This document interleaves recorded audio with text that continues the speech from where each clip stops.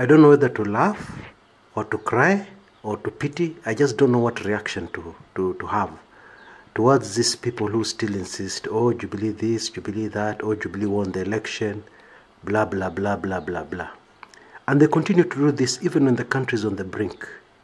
Yeah, they continue to do this even when clearly, yeah, as I said this earlier on, Kenya is a dictatorship police state masquerading as a democracy.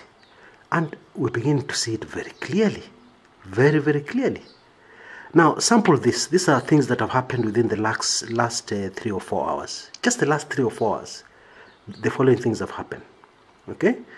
The police have raided AfriCog offices in Lavington. They attempted to enter. By good luck, they found lawyers. The lawyers perused the documents, the search warrants, blah, blah, blah. There were forgeries. Can you imagine that? Okay? That's the first incident. Okay? Now, in Mathare, where there's been a lot of trouble, yeah, some local community leaders organized a meeting at a social hall within a hospital. Yeah, what happens? Plainclothes policemen burst in and disrupt the meeting. Yeah, police state. They're not interested in what the people are discussing. They just don't want to see people gathering together. Okay. Incidentally, the people were going to discuss. They were actually in the process. In fact, the meeting was actually called by a local NGO which was involved in the whole issue. Yeah, and they were discussing about how to keep peace, how the people are going to live in the area this time when the situation is so dire for them. You know, assisting people. Yes, but the meeting was disrupted. The government does not want you to. You remember I told you the government wants to control how you think. When you meet, especially when you meet with people who spread propaganda like Kumekucha, yeah, people who are inciting like Kumekucha, you're forced to start thinking, and the government does not want that. Yeah, clearly that's what happened in the Mathare place. Okay, then last night, one of the commissioners, IEBC commissioners, she's very well known because her photograph has been all over the news. Everybody knows her. Rosalina Akanda.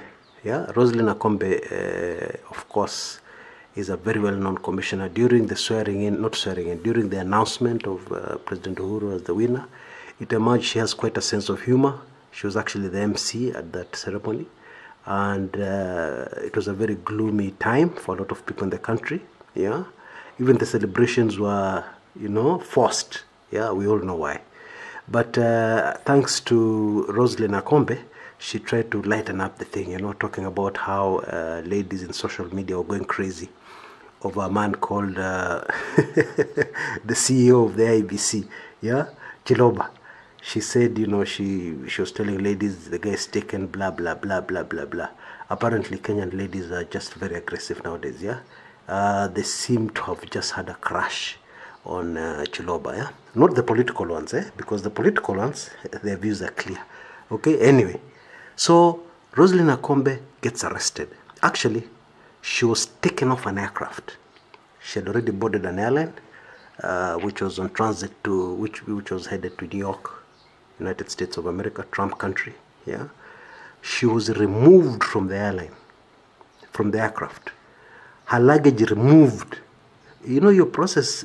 That's a long process, eh? Yeah, I don't know if you've ever seen somebody being removed from an aircraft. They're actually physically removed, and then depending on where the luggage is, you know, the hassle of finding the luggage either in the compartment down, because when you've already boarded the airline, you're ready for takeoff any minute, right? So the luggage has to be found somewhere and also removed, and then she was held at the airport for hours. Now, luckily for her, Rosalina holds 2 passports. Yeah, you know, a beautiful constitution of 2010 allows you to be the citizen of 2 countries, yeah? So she's a Kenyan, but also she's an American. Yeah. So apparently she made a few calls, or rather people intervened on her behalf. And the media say diplomats, but the American embassy had to come and, you know, find out what's happening to one of their citizens. Yeah. Wow. Okay. I'll come back to that Akanda issue shortly. Yeah. Let me just finish what I want to say. Now, tell me, are those the actions of a democratic country? Or are those the actions that remind some of us older people of the government of President Al-Haji Idi Amin Dada. Yeah, not long ago. I know most of you are not born, yeah? Some of us were very small children even then, yeah? Yeah, the government of Idi Amin Dada, a total dictator, okay? He comes, he talks very well in public, you know, says that Uganda is peaceful, blah, blah, blah, blah, blah, blah. But meanwhile, behind the scenes, citizens wanakiona. That's what's happening in Kenya now. And if we're not quite there, we are very, very close. Very close, my friends. That's the Kenya of today. Now, the reason why I feel pity for Jubilee people is that this keeping on shouting without engaging a grey matter is going to get into trouble. And this is how it's going to get into trouble. Because you have shut your eyes and your brains and you do not want to think, you could find yourself in a position where you end up being a victim. Yeah, and I'm serious. Yes, let me give you a few examples, yeah? Currently, you have a very good life, and you're okay, and it's just the rubble making noise, you know, poor people, hustlers, you know. People are coming to YouTube to make money like Chris Kumekucha, according to some of you. Yeah, such people, yeah? The world is full of such people. You are comfortable in your nice Mboya mansion, okay? Now, the following could happen.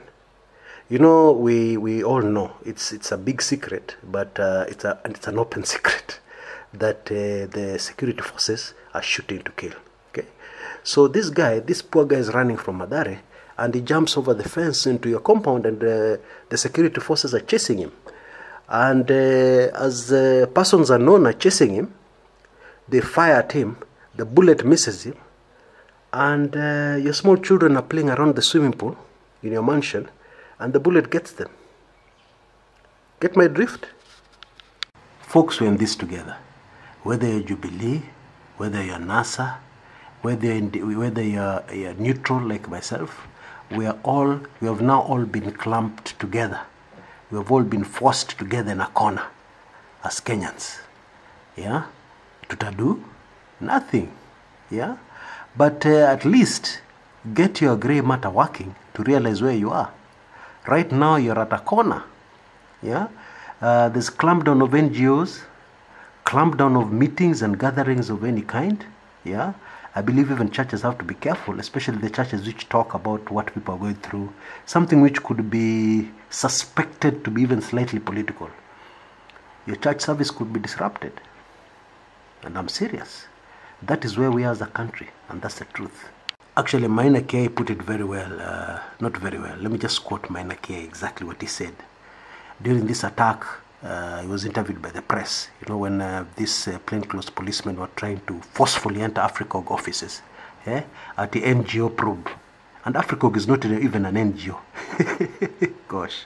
Anyway, as they're trying to make forced entry, yeah, and you can see the guys the way they look like, I don't want to mention that word, but you know what they look like, yeah. Anyway, as they're trying to make forced entry into offices of AFRICOG, Maina K said, I don't understand what's going on. Yeah, I thought these guys said they won. Yeah, if they won, what is all this harassment about? Yeah, this is how, you know, this is how thieves behave. That's what he said. What he meant is that when you steal, you're always very conscious, you're always very alert, you're always very worried. Yeah, so he was referring to the stealing of the elections. Okay, yeah, that's the state of our country, folks. Now let me finish this recording with two key issues. The Akombe issue, Rosalina Akanda. The fact that she was removed from an aircraft by state agents, not that word, state agents, is very instructive. Okay? It's true that all civil servants need clearance before they can travel out of the country. But this is something which should have been sorted out when she checked out, when her passport was stamped for exit. That is the point where it should have been sorted out. Yeah? If she didn't have the necessary clearance, she should have been stopped there. But the fact that she was removed from the aircraft means that agents from NIS, National Intelligence Security Services, came and they're the ones who removed her from the aircraft. Now, why would they want to remove her from the aircraft? Are they maybe scared that she may spill the beans as to what exactly was going on inside the IBC during the elections? I'm now speculating. I'm purely speculating, but I'm asking the questions which normal Kenyans would ask. Is it that she knows something about what was going on inside the IBC and these people are scared that when she goes to the US, she will spill the beans? Or maybe they were scared that she's fleeing the country. Yeah? Is it that all these IEBC people were held at ransom by somebody? They were harassed. We know this has happened before, by the way, so this is not very far-fetched. Yeah? We know it has happened before. Okay? But we don't know about 2017. But the way people are behaving, it suggests that it may have happened. Okay? Let me give the benefit of the doubt. Yeah, this is not a propaganda channel. I give information I'm very sure about. But in this case, I've told you very clearly I'm speculating. But I'm speculating based on some very sensational events that have just taken place. How do you stop a whole IEBC commissioner? You know, that's a very important person in the country. That's a very senior government official. Yeah, in a very high job group, as far as the government is concerned. So to stop such a person, to remove actually such a person from an aircraft that is already ready for takeoff, hey, that reminds me of what? All these regimes. You know, if you've watched all these movies about these evil regimes in Iran, these dictatorial regimes all over the country, this is the sort of thing that happens. Yeah. So when I told you Kenya is a dictatorship, I was not joking. You're now seeing for yourself. Anyway, so why was she removed from the airline? Yeah. There would also be fear maybe she's fleeing the country. But why would she be fleeing the country? Is she fearing for her life? Is she fearing that what happened to her colleague Chris Musanda will happen to her? Kenyans have to ask those questions. Yeah, it's a free country and we have to ask those questions. Yeah, what is happening? Now, another state tactic that I want to bring your attention to, which is very unfortunate, but it's all part of a police state. This is how police states are run, by the way. You can do your research. Just Google how police states are, you know what has been happening in police states, and you'll know what I'm talking about. A few days ago, somebody called Radio Ramogi, or rather not somebody, a few people called Radio Ramogi and said that people are being attacked in Madare, yeah, and Dandora, yeah. They were being attacked by people who are just cutting them to pieces, people who looked like Mungiki, yeah, and they were raping women, they were just cutting people to pieces and so on. And this information, of course, when Ramogi received it, it spread like wildfire online. Okay, it was all over the place. And when Red Cross got there, they were very upset because there was nothing happening. And of course, the Secretary General has come on TV and said, condemned it, condemned people for giving them false alarms when already they're very busy, yeah, which is quite right, yeah. But hold on a minute. Who made those calls and why? Was it just a prankster? Nope. Those calls were made by somebody who wants to downplay all the other things that have been happening. You see, this is classic intelligence propaganda. Yeah, you have heard of some very funny things happening in the slum areas. Yeah, and now what they do, they put a false alarm. So when the false alarm comes and it goes to social media and people post all kinds of photographs, they go back to 2007. They put people with their heads cut off there. They put all kinds of things. And then you realize later on it's a lie. What is your reaction going to be? Next time you hear this trouble, you're going to say, this is just silly propaganda of social media. Wachana nae. That is the intention. It's to downplay what is happening in the country. Actually, I want to say this again. The biggest spreaders of propaganda, the biggest propaganda peddlers right now are not the people on social media. The biggest propaganda peddlers are the state. Yeah, and it's for very carefully crafted objectives.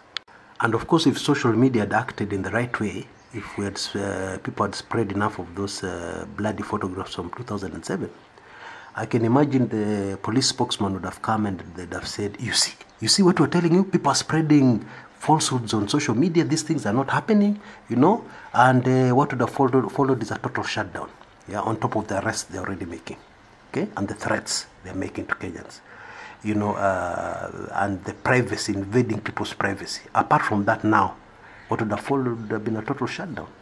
Police state, I tell you, whether you like it or not, whether you want to admit it or not, whether you want to bury your head in the sand like an ostrich, Kenya is a police state already, okay? Deal with it, or rather live with it, okay? Just know you're a police state and operate and behave, and I'm very serious, operate and behave like you're in a police state for your own safety, yeah? Just operate and behave like you're in a police state because already you're in a police state. So be very careful, folks. Be very careful. Don't think that just because you have the right accent and you voted for Jubilee, you'll go somewhere and say, no, things are okay. You could meet with a bullet. I'm not joking. Yeah, imefika hapo. Of course, it should be clear as day that all these efforts are aimed at one thing and one thing alone: defending a stolen presidency. Period. Hakuna kitu ingine. Until next time, this is Chris Kumekucha.